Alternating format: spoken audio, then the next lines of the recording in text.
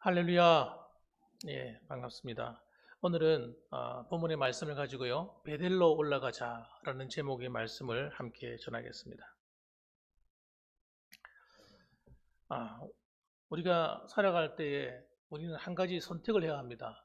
아, 그것은 다름이 아니라 나는 무엇을 위해 살 것인가 하는 것입니다. 삶의 목적이죠. 예, 그래서 삶의 목적이 없는 사람은 허무해지는 겁니다. 허무해지는 거예요. 내가 왜 사는 것인가? 내가 무엇을 위해 살아야 하는 것인가? 이 삶의 목적을 잃어버린 사람의 특징입니다. 그렇게 되면 어떤 일이 벌어지냐면 막 사는 거예요. 되는 대로 사는 겁니다. 그래서 여러분, 우리 인생이 세상 사람들은 되는 대로 살아도 되는지 모르지만 우리 그리스도인들은 그렇지 않습니다. 되는 대로 살면 안 됩니다. 왜냐하면 우리는 목표가 분명하기 때문에. 여러분, 우리가 살아가는 이 세계는 보이는 세계가 있는 반면 보이지 않는 세계가 있습니다. 눈에 보이는 세계는 우리가 늘 맞닥뜨리기 때문에 현실감 있게 느낄지 모르지만 눈에 보이지 않는 세계는 눈에 보이지 않기 때문에 현실감을 못 느끼는 거예요. 그러나 사실은 어느 게 더 중요한가 생각해 보면요. 사실은 눈에 보이지 않는 세계가 더 중요한 거예요. 우리 몸의 장기도 마찬가지입니다. 장기도 눈에 드러나 있는 것보다는 보이지 않는 장기가 더 중요한 거예요. 간이나 심장이나 폐나 여러분 이런 것들은 여러분 얼마나 중요합니까? 그러나 눈에 보이질 않아요. 사람들은 봐야만 믿겠다는 사람들이야말로 가장 어리석은 사람들입니다. 자기가 태어나서 한 번도 자기 간을 본 적이 있습니까? 자신의 심장을 본 적이 있습니까? 볼 수가 없죠. 네, 볼 수가 없어요. 그러나 있다고 다 믿고 있잖아요. 마찬가지로 여러분 눈에 보이지 않는 이 영적인 세계도 현상을 통해서 느끼는 거예요. 사실 저도 처음에는 신앙생활 할 때는 영적인 세계가 있는지 없는지도 모르고 처음에 시작했잖아요. 어릴 때부터 했으니까. 그러나 신앙생활을 하면 할수록 눈에 보이는 이 세계는 여러분 한계가 있는 거예요. 우리가 살아가면서 항상 한계 부딪히는 겁니다. 이것 가지고는 내가 잘 살아갈 수가 없는 거예요.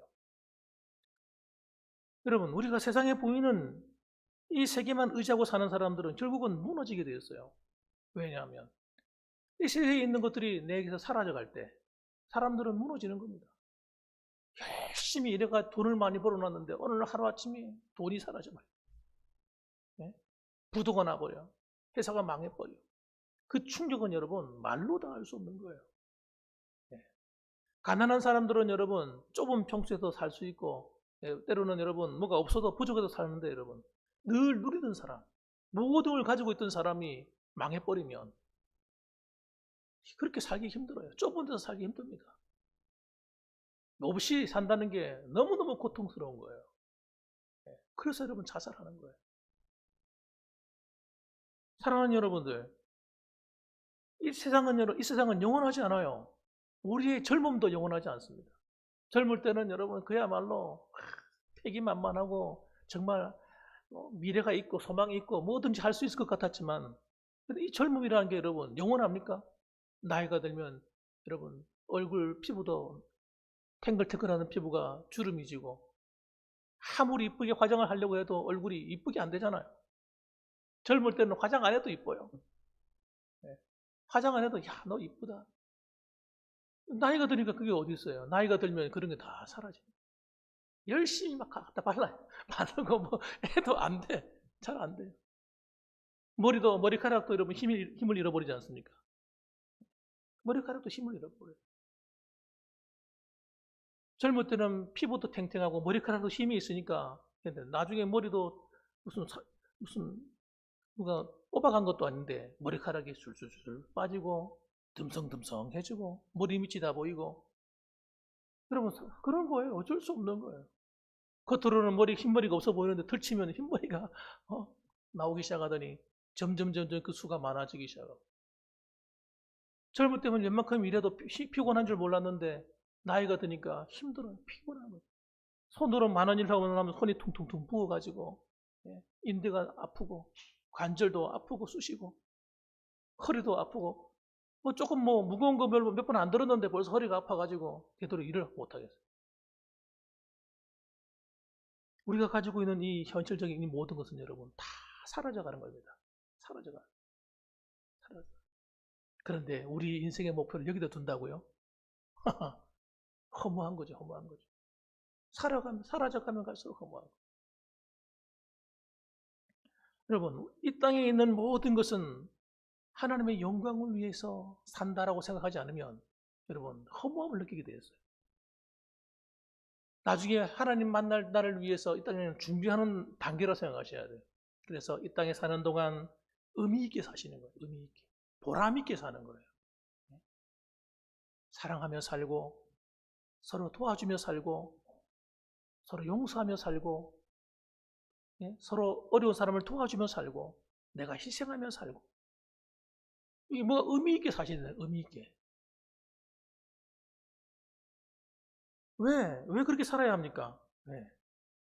저는 사실 젊을 때는요, 그런 걸 잘 몰랐어요. 몰라서, 어떻게 하면 내가 재미있게, 즐겁게 살까?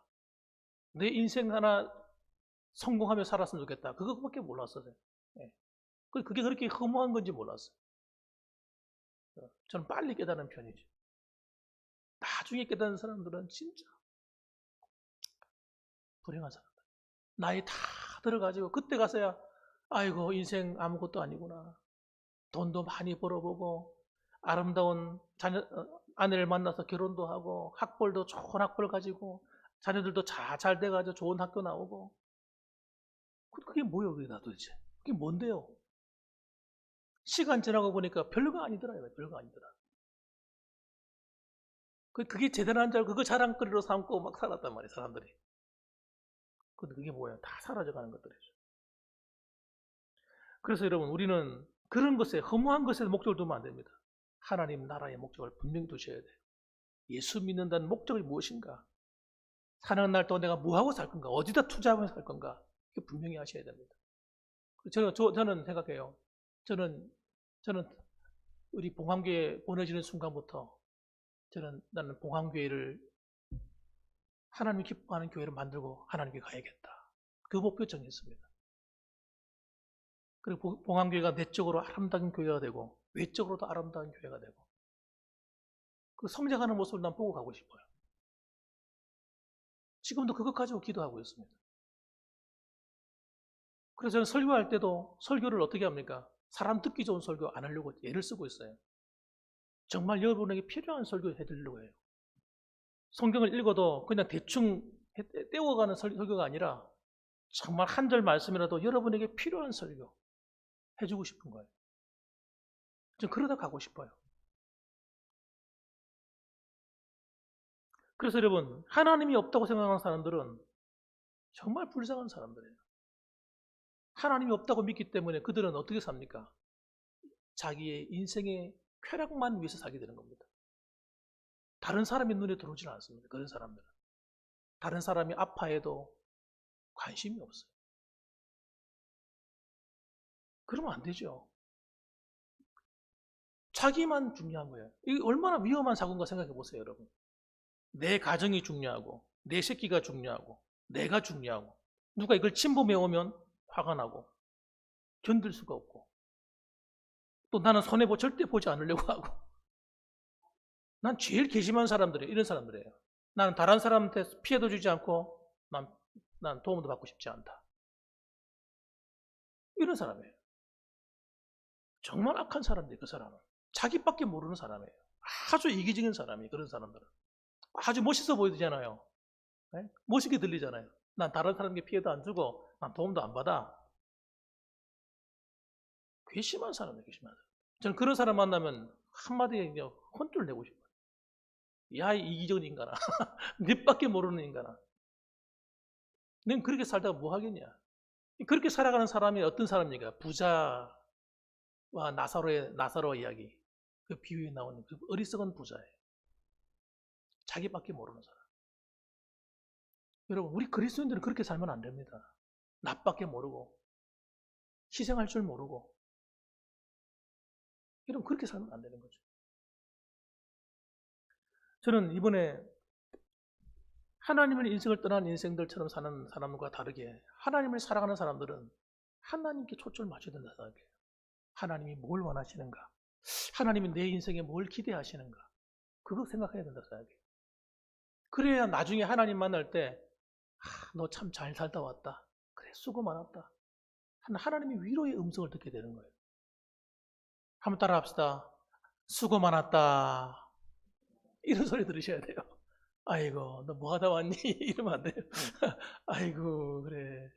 그게 아니라, 그래, 수고 많았다. 수고 많았어. 했었다. 이런 소리를 들으셔야 돼요. 이번 우리 고난주간 특별 새벽 기도회가 있습니다, 여러분. 고난주간 특별 새벽 기도회가 저는 특별한 시간이 되었으면 좋겠어요. 마침 우리가 총회에서 이렇게 기도하자고 이렇게 하기 때문에 더 감사하긴 한데, 여러분 이런 기회를 절호의 찬스로 만드셔야 돼요. 네, 특별 기도잖아요. 특별 새벽 기도. 이럴 때는 여러분 적극적으로 참석하셔야 돼요. 참석하시는데 그냥 참석하시면 안 돼요. 기도에도 여러분 목적을 가지고 참석하셔야 돼요. 특별 새벽 기도니까 특별한 목적을 가지고 참석하셔야 돼요. 물론 우리 구국 기도회로 드리지만 구국 기도회 나라를 위한 기도도 있지만 내 개인의 문제도 가지고 나오셔야 돼요. 나는 이번 기회에 이 기도 응답받고자 한다 하는 기도의 응답에 대한 기도의 목표도 있어야 된단 말이에요. 또 이번에도 짧지 않습니까? 한 시간이 한 일주일도 채 안 되잖아요. 한 6일 정도 되는데 6일 정도 되니까 이 기회가 얼마나 중요합니까? 그래, 이 시간을 여러분 그래 늘 하는 사람은 하고 나는 그럼 되지 난 안 갈래 이러지 말고 모두가 다 참석하는 거예요. 그것을 뭐예요? 그게 하나님 보시는 거예요. 정성을 보는 거예요. 정성. 수고함을 보는 겁니다. 그래서 이런 고난주간에 어떤 분들은요 금식을 하는 분도 계시더라고요. 한 주간 금식하는 분도 계시고 어떤 분은 난 하루에 그렇게 할 수 없으니까 일해야 되니까 난 한 끼 정도는 금식하리라. 그래가지고 어떤 분은 한 끼 금식하는 비용을 밥 한 그릇 사 먹는 값 그걸 비용을 계산해가지고 그걸 고난주간 헌금으로 내는 분도 계세요. 그런 분도 봤습니다. 이렇게 하나님 앞에 뭔가 내 마음을 드리는 거예요, 여러분. 아까 전에 우리 많은 분들이 그런 얘기해요. 고난에 동참한다 이렇게 말하는데 사실 우리는 고난에 동참할 필요 없습니다. 예. 예. 멋있게 들리는 말이지만 사실은 유지아 집사님 기도에 반박하는 건 아닙니다. 오해하지 마십시오. 사실은 그 말이 저도 그렇게 기도해서 늘 하나님 고난에 동참하면 기도. 하나님 주님 우리가 어떻게 주님의 고난에 동참할 수 있겠어요? 그 길을 우리가 어떻게 똑같이 따라갈 수 있겠습니까? 그것이 또 무슨 의미가 있겠어요? 주님이 우리를 위해서 고난당하셨기 때문에 우리는 은혜가 되고 감사가 되는 건데 그걸 내가 또 십자가에 달려 죽을 필요 없잖아요. 우리가 그 고통에 동참할 수 없을 뿐더러 되지도 않는 겁니다. 우리는 주님의 고난의 그 은혜를 누리는 거예요. 누려야 돼요. 십자가의 은혜를 누려야 되는 거예요. 그것이 주님을 기쁘게 하는 겁니다. 이 천주교라고 하는 이 종교의 특징이 뭐예요? 그렇게 하는 거예요. 자기의 고행을 중요시해요. 고행을. 예수님이 고난 걸어가신 것처럼 한다고 하면서 이 무릎과 이 팔굽으로 기어다니면서 막 계단을 오르면서 기도하고 그러는 거예요. 고행하요, 고행. 그거 왜 그래요, 그걸? 난 이해를 못해요. 우리 교회 안에도 천주교적인 이 방식이 얼마나 많이 들어왔는지 몰라요. 사순절이라는 것도 천주교에서 나온 거죠. 이런 것들은 사실 이번에 우리 총회에서 참 좋은 결정을 했는 것이 우리는 사순절하고는 상관이 없습니다. 천주교에서 하는 것은 하지 않겠습니다. 그랬어요. 난 정말 잘했다 생각해요. 천주교는 여러분 고행을 강조합니다. 아니 주님께서 이뤄놓으신 일을 받아들이고 누리는 거지 우리가 왜 그 고행에 동참을 하냐고. 그러니까 고난주간에 특별 새벽에도 나오라는 것은 여러분 주님이 고난에 동참하라고 나오라는 게 아닙니다. 여러분. 주님이 십자가의 은혜를 다시 한번 되새김질하러 나오는 거예요. 다시 새기고 다시 그 은혜를 누리고 다시 그 은혜를 회복하자는 거지. 여러분 오늘 본문에 나오는 이 야곱의 이야기 하나님께서 야곱을 베델로 올라오라고 부르십니다. 왜 그걸 불렀을까요? 이 베델에 올라오지 전에 이 야곱에는 어떤 상태입니까? 쉽게 말하면 가정이 영적으로 타락해 버렸어요. 네. 가정이 영적으로 더럽혀지는 거예요. 하나님의 은혜라는 게 여러분 계속돼야 되는데 우리가 살아가다 보면 오염이 돼요. 믿음으로 살아가야 되는데 믿음으로 살아가는 것이 오염이 돼요. 더럽혀진단 말이에요. 이 고난주간은 뭐 하는 시간입니까? 그런 더럽혀진 나를 다시 정결하게 하는 시간이에요. 예수님의 피로 다시 씻어서 나를 거룩하게 하는 거예요. 주님 십자가 은혜를 바라보면서 내가 회개치 않았던 죄를 회개하는 시간 갖는 거예요. 심령이 가난한 자는 복이 있나니 애통하는 자는 복이 있나니. 여러분, 심령이 가난하다는 말이 뭡니까? 자기를 낮추어서 자기를 살펴서 하나님 앞에 자신의 모습을 내려놓는 겁니다. 애통하는 것은 뭡니까? 슬피 우는 거예요. 자신의 죄를 발견하고 우는 거예요. 바로 그런 시간이 언제입니까? 이 고난주간이라는 고난주간. 야곱은 어떤 상태였어요? 한번 보시기 바랍니다. 야곱이 어떤 상황이었는가. 자, 보십시다. 2절 말씀 읽어보세요. 2절 말씀 읽어봅니다. 같이 읽습니다. 야곱이 이에 자기 집안 사람과 자기와 함께한 모든 자에게 이르되 너희 중에 있는 이방 신상들을 버리고 자신을 정결하게 하고 너희들의 의복을 바꾸어 입으라. 지금 야곱의 집안에 무슨 일이 생긴 거예요, 지금? 야곱의 집안에 세상이 들어와 있는 거예요. 보세요. 무슨 일이 벌어졌어요? 이방 신상들을 버리고. 야곱의 집안에 이방 신상이 들어있다는 거예요. 또 무슨 일이 벌어졌어요? 자신을 정결하게 하라는 거예요. 왜? 죄가 들어와 있으니까. 의복도 바꿔 입으라. 의복을 바꾸라는 것은 뭡니까? 새 사람이 되라는 거예요. 여러분, 이렇게 세상이 되고 자기도 모르는 사이에 하나님 말씀대로 살지 않는 이런 잘못된 세상적인 삶이 막 들어앉아 있으니까 그 가정이 잘 되겠습니까? 잘 안 되죠. 잘 안 되는 거예요. 그런데 정작 누가 몰라요? 야곱이 모르고 야곱의 가족들은 관심도 없는 거예요. 못 느끼고 있는 거예요. 자신에게 문제가 있다고 못 느끼는 거예요. 이게 마치 문둥병과 같은 겁니다. 나병과 같은 거예요. 여러분, 우리는 자기를 잘 안다고 생각하지만 여러분들이 자기 자신을 잘 모르세요. 나도 마찬가지입니다. 왜냐하면 우리는 죄를 지을 때 자기는 잘 하고 있다고 생각하기 때문에 죄를 지으면서 자기는 괜찮다고 한쪽에는 타협하고 있기 때문에 내가 죄인이라고 생각하지 않는 거예요. 그래서 회개를 하지 않는 겁니다. 죄가 없어서 그런 게 아닙니다. 여러분. 죄가 안 보여서 그런 거예요. 오늘 이 야곱은 자기들의 모습이 안 보이는 거예요. 그러니까 무슨 일이 벌어집니까? 집안에 큰 문제가 일어났습니다. 세겜성에서 야곱의 딸이 강간을 당하는 사건이 벌어졌어요.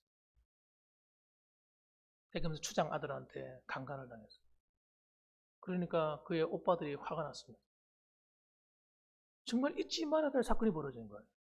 아니 왜 이 야곱은 믿음의 조상이잖아요. 믿음의 조상인데 왜 이 집안에 이런 일이 벌어졌냐고요. 그리고 화가 난 그 오빠들이 나가서 세겜성 추장과 이야기를 해서 결혼하겠다고. 결혼하게 하겠다. 그 대신 우리는 결혼하는데 할례 받지 않은 사람과는 결혼할 수 없다. 그래서 할례를 행하게 만듭니다. 그 할례가 뭡니까? 남자의 중요한 표피를 잘라내는 거예요. 얼마나 아프겠어요. 그러니까 이 남자 성인들이 전부 다 들어 누워가지고 아프니까 있는데 그때 가서 칼을 들고 다 죽여버린 거예요. 세겜성 추장부터 아들부터 해가 남자들 다 죽여버린 겁니다. 끔찍한 살육이 벌어졌습니다. 자기 누이 한 사람이 그 강간당하는 사건으로 인해서. 이 사건은 여러분 굉장히 중요한 사건이에요. 왜 그러냐면 자기들은 이방인이거든. 떠돌이들이에요. 자기들이 원래 이 토박이들이 아닙니다. 그냥 다른 지역에서 떠돌아와서 그곳에 와서 살고 있는 그런 신세인 거예요.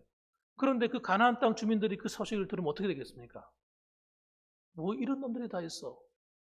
그래가지고 여러분 야곱 집안은 완전히 초토화되는 거예요. 다 죽는 겁니다. 정말 절대절명의 순간에 몰려있는 거예요. 그래서 야곱이 두려워 떨고 있었습니다. 그때 하나님이 뭐라 하셨어요? 올라오라는 거예요. 우리 3절 말씀 읽어보겠습니다. 3절. 자, 읽어봅니다.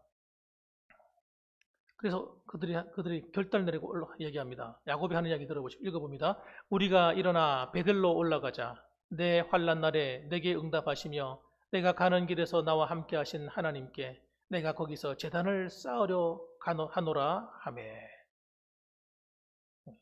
다시 하나님 만나러 돌아가겠다 결심을 한 거예요.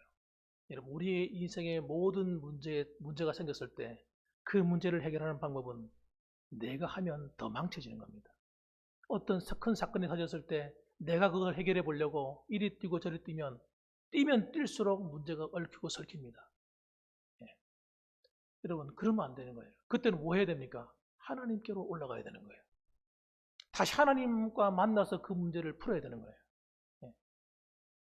그래서 여러분, 그들이 어떻게 합니까? 집안에 있는 신상들을 다 끌어봅니다. 하나님 말씀대로 찾아보는 거예요. 4절도 읽어봅니다. 그들이 자기 손에 있는 모든 이방 신상들과 자기 귀에 있는 귀고리들을 야곱에게 주는지라. 야곱이 그것들을 세겜 근처 상수리 나무 아래에 묻고. 예, 그렇게. 하나님 말씀에 순종하고 하나님께로 나아갈 때 하나님은 어떤 일을 하십니까? 그 다음에 6부터 보세요. 5절 말씀 읽어봅니다. 5절. 자, 읽어봅니다. 시작. 그들이 떠났으나 하나님이 그 사면 고을들로 크게 두려워하게 하셨으므로 야곱의 아들들을 추격하는 자가 없었더라. 여러분, 우리가 하나님께 나가면, 하나님 말씀대로 순종하면 어떤 일이 벌어져요? 하나님이 막아주시는 거예요. 더 큰 문제가 생기지 않도록 하나님 막아주시고 그 문제를 해결해 주시는 것입니다. 그러므로 여러분, 오늘도 우리가 어떤 문제를 풀어가는 방법이 하나님과 만남으로 풀도록 하는 이 길을 선택하셔야 돼요. 그렇게 하지 않고 내가 확 해보겠다고 뛰어나오는 순간 문제가 얽히고 설켜가지고 이것이 해결되지 않는 것이에요. 더 악화되는 것이에요. 저는 이번 고난주간 특별새벽기도회가 그런 시간이 되었으면 좋겠어요. 이번 고난주간을 통해서 하나님이 기뻐하지 않는 것이 무엇인가? 하나님이 원하지 않는 것이 무엇인가? 우리 삶을 살피는 거예요. 살펴서 그런 것들 하나씩 버리는 시간. 하나님 이것도 버리고 저것도 버리겠습니다. 하나님 말씀에 순종하지 않은 이것도 하나님 순종하겠습니다. 하나하나 정리하는 거예요. 여러분, 그렇게 할 때 하나님이 얼마나 기쁘시겠어요? 내가 너희를 위해서 십자가에 피 흘려 죽은 보람이 있구나. 지금 그렇게 말씀하지 않으시겠습니까? 그리고 이번 고난주간 특별새벽 기도회는 회개하는 주간이라고 생각해요. 회개하는 주간으로 만드셔야 됩니다. 특히 나라가 하나님의 잘못한 죄를 회개해야 합니다. 나라가 하나님 앞에서 정말 바르게 행하지 못한 죄들, 위정자들이 하나님께 범한 죄악을 우리가 회개해야 돼요.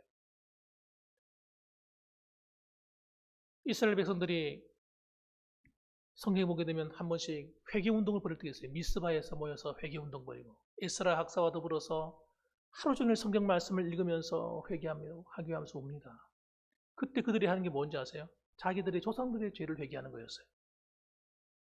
우상 숭배한 죄, 하나님께 불순종한 죄 회개했어요. 여러분, 우리는 교회들의 잘못한 것도 회개해야 합니다. 하나님의 교회가 하나님께 범죄한 것이 무엇인가? 하나님 말씀대로 순종하지 않았던 것이 무엇인가? 살펴야 되는 거예요. 그럼 우리 봉황교회는 잘못한 건 없을까요? 우리 봉황교회 우리 선배들이 신앙의 선배들이 잘못한 건 무엇일까? 저는 모르죠. 그런 것이 있다면 눈에 보이는 것이든 회개하시고, 목회자들이 하나님 앞에 잘못한 것이 무엇일까? 우리가 회개해야 돼요. 목회자들이 잘못한 것도 하나님 기억나면 하나님 용서해 달라고 기도하시고, 장로님들이 잘못한 건 뭘까? 같이 회개하는 시간 갖는 거예요. 우리 성도들이, 우리 권사님들이 하나님 앞에 잘못한 건 뭘까? 찾아서 회개하는 거예요. 그렇게 할 때 여러분, 영적인 부흥이 일어나는 거예요. 영적인 부흥이. 회개 없이는 절대 부흥이 일어날 수 없어요. 회개 없이는 교회가 새롭게 될 수도 없고 하나님의 응답을 가져올 수도 없습니다. 그래서 여러분, 1907년도에 평양 대부흥운동, 그걸 대각성운동이라고 그러잖아요. 그들이 각성해서 뭘 각성한 겁니까? 죄에 대해서 각성한 겁니다. 그 전까지는 그들이 죄를 지으면서도 다 합리화시켰어요. 네? 길선주 장로 같은 분, 친구의 재산을 갖다가 그 아내에게 주지 않고 띵거먹은 거. 그게 여러분 얼마나 나쁜 죄예요. 그런데도 괜찮은 것처럼 살았어요. 그런데 어느 날 성령이 임하시니까 견딜 수가 없는 거예요. 회개하지 않을 수 없는 거예요. 그래서 교인들 앞에 나와서 자기가 하나님 앞에 잘못했더라고 회개합니다. 여러분 회개할 때 성령이 강력하게 임하는 거예요. 회개 없이는 하나님의 성령이 임하실 다른 방법이 없어요. 십자가의 보혈이 그 가슴속에 묻혀지지 않으면 성령의 강한 능력이 나타나지 않는 거예요. 아무리요 성령이여 오시옵소서 성령 충만 주세요 그래도 여러분 우리 안에 죄가 있는 동안은 성령의 역사가 나타날 수가 없습니다. 하나님 교회를 아무리 부흥시켜 주세요 그 교회에 죄악이 들여져 있으면 부흥이 일어날 수 없어요. 한국 교회가 아무리 다시 새롭게 한번 해보자고 몸부림치고 프로그램을 새롭게 하고 뭐 기도 운동을 벌이고 아무리 해도 그 안에 회개가 없다면 진정한 부흥은 찾아오지 않는 겁니다. 죄 가운데 가장 악한 죄가 뭔지 아십니까 여러분? 자기를 보지 않는 죄예요. 자기를 살피지 않는 죄. 다른 사람은 죄를 살피면서 자기 죄를 돌보지 않는 사람. 자기 죄는 버리지 않는 사람. 그 사람이 악한 사람이에요. 그래서 여러분 이 고난주간은 어떤 시간을 갖는 거예요? 하나님 내가 죄인입니다. 첫째는 이게 돼야 됩니다. 내가 죄인입니다. 내가 잘못했습니다 하나님. 내가 엉터리 성도예요. 내가 잘못 믿었습니다. 하고 하나님께 고백하는 거죠. 그래서 저는 이번에 우리가 하나님께 나갈 때 세 가지를 준비하며 나갔으면 좋겠습니다. 첫째는 갈급한 마음을 준비했으면 좋겠어요. 갈급한 마음. 간절한 마음. 그냥 해마다 한 번씩 하는 특별 새벽 기도회 그렇게 생각하지 말고 하나님, 이번에 하나님 앞에 내가 정말 새롭게 되길 원합니다. 하나님의 은혜를 체험하길 원합니다. 하나님 정말 내 죄를 회개하며 하나님께 나가겠습니다. 하는 이런 각성하는 시간이 되었습니다. 두 번째는 여러분 기도로 준비해야 됩니다. 기도하는 마음으로 나오셔야 돼요. 여러분 갈급한 마음을 표현하는 게 뭘까요? 기도입니다. 기도. 목사가 나오라니까 아유 목사님 말씀이니까 어쩔 수 없이 그냥 이번에 안 나가려는데 한번 나가볼까? 그거 말고 그런 거 말고요. 나는 뭐 나가는데 뭐 그게 아니라 여러분 정말 하나님 앞에 정말 이번 7일 동안에 정확히 말하면 6일이죠. 이번 한 주간 동안 기도를 통해서 하나님 정말 나의 기도가 하나님 나 자신을 변화시키고 우리 봉안교회를 변화시키고 하나님 우리 한국교회를 변화시키고 대한민국을 변화시킬 수 있는 기도가 되게 해달라고 여러분 기도해 주시기 바랍니다. 그래서 여러분 주님께서는 기도하면 반드시 들어주시겠다고 약속하셨어요. 너희가 이전에는 내 이름으로 구하지 아니하였지만 이제는 구하라는 거예요. 그리하면 너희 마음에 기쁨이 충만하리라. 구하면 주시고 만나 주시겠다 하지 않았습니까 여러분? 두드리면 열어주신다 하지 않았어요? 그러니까 여러분 이번 시간에 그런 기간을 갖는 거예요. 그리고 실제로 여러분 이번 기도하실 때 좀 간절한 마음을 표현할 때 기도로 준비하실 때 금식도 할 수 있는 분은 한 끼라도 금식하셨으면 좋겠습니다. 한 끼라도 하나님 앞에 나는 뭐 한 끼 늘 굶고 있는데 뭐 이렇게 생각하지 마시고 여러분 금식하고 금식은 완전 다른 거예요. 내가 하나님 앞에 드리겠다 마음 결단하고 하는 거하고 그냥 굶는다고 하는 건 다른 겁니다. 내가 한 끼씩은 하나님께 금식하면 기도하리라. 그런 마음을 가지고 한번 동참하셨으면 좋겠습니다. 그 다음 마지막 세 번째로는 여러분 거룩으로 준비해야 됩니다. 거룩하셔야 돼요. 하나님은 거룩하지 않으면 주를 보지 못한다고 그랬어요. 히브리서 12장 말씀. 거룩하지 않은 사람하고는 하나님 일도 하지 않았어요. 하나님 그들도 못 안았어요. 여러분 거룩이라는 것은 하나님 자녀답게 사는 게 거룩이에요. 구별되셔야 돼요. 세상 사람들하고 똑같으면 안 됩니다. 그래서 여러분 내가 하나님 앞에서 내가 버려야 될 게 무엇인가? 하나님 기뻐하지 않는 것이 무엇인가? 이번에 야곱이 베들로 올라갈 때 그가 가정에 있는 모든 이런 우상이라든지 하나님 기뻐하지 않는 것을 다 버리고 정결케 했던 것처럼 하나님 우리도 나도 마찬가지죠. 하나님 기뻐하지 않는 것이 무엇인지 살펴서 그 찌꺼기들을 다 버리고 세상 찌꺼기들, 하나님의 말씀이 아닌 세상에서 온 그런 생각들, 하나님 기뻐하지 않는 마음들, 그런 것들은 다 갖다 버렸으면 좋겠어요. 그리고 하나님 기뻐하지 않는 세상 문화가 내 속에 들어있다면 그것도 버려야 돼요. 하나님 기뻐하지 않는. 이런 것들이 나를 복되게 하지 못하게 만들거든요. 하나님의 은혜를 경험하지 못하게 만들기 때문에. 그래서 이런 것들을 거룩함을 추구하고 하나님 앞에 회개하는 마음으로 이번에 임했으면 좋겠습니다. 그래서 정말 예수님의 그 십자가의 그 길, 그 길이 나를 위해 준비된 길이라는 사실을 기억하시고, 여러분 오늘 낮 예배 때 여러분 말씀드린 것처럼 좀 그런 세 가지의 은혜가 여러분에게 임하시는 시간이 되었으면 좋겠어요. 자, 우리 9절 말씀 한번 보겠습니다. 9절 말씀. 자, 이렇게 될 때 어떤 일이 벌어지는가 한번 보십시다. 우리 9절 말씀 한 절 읽어보겠습니다. 성경 말씀을 한번 보십시오. 성경을 읽어보십시다. 시작. 야곱이 밧단 아람에서 돌아오매 하나님이 다시 야곱에게 나타나사 그에게 복을 주시고. 아멘. 여러분, 그 전까지는 여러분 하나님이 안 나타나셨어요. 왜? 그들이 세상 사람들처럼 살고 있었기 때문에 하나님이 음성도 들려주지 않았어요. 그런데 그가 하나님 말씀하셨을 때 베들레에 올라가서 그가 새롭게 되었을 때 그때부터 하나님이 다시 은혜를 회복해 주시고 하나님이 그때부터 야곱에게 나타나서 그에게 복을 주시고 함께 동행해 주기 시작하신 것입니다. 여러분, 저는 이 은혜가 있었으면 좋겠어요. 우리 봉황교회 성도님들 모두가 저와 여러분들이 오늘 오예배 참석한 저와 여러분들은 하나님의 은혜가 여러분 회복되는 시간 되었으면 좋겠어요. 더 새로워지고 매일매일 순간순간이 하나님이 여러분을 만나 주셨을 때 그 가장 좋았을 때 그 기쁨, 그 감격들이 살아있는 그런 예배가 되고 그런 축복된 시간들이 되시기를 주님의 이름으로 축원합니다. 아멘.